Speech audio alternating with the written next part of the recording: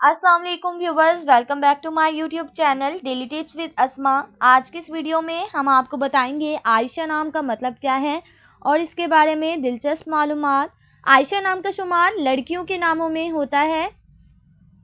आयशा नाम की इब्तदाई तारीख फ़ारसी ज़ुबान से निकलती है। आयशा नाम के अफराद के लिए खुशकिस्मत नंबर 7 माना जाता है।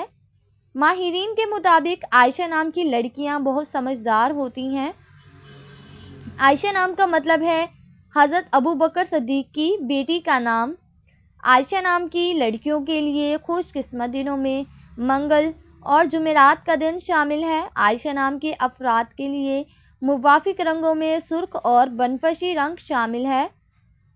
आयशा नाम के अफराद के लिए मुवाफिक पत्थरों में रूबी पत्थर शामिल है। खुशकिस्मती वाली धातों में हिंसों के हिसाब से तांबा और लोहा शामिल है। फ्रेंड्स, अगर आप अपने नाम का मतलब जानना चाहते हैं तो कमेंट बॉक्स में अपना नाम लिखें। इंशाल्लाह हम आपके नाम की वीडियो ज़रूर बनाएंगे। Thanks for watching. अल्लाह हाफिज़।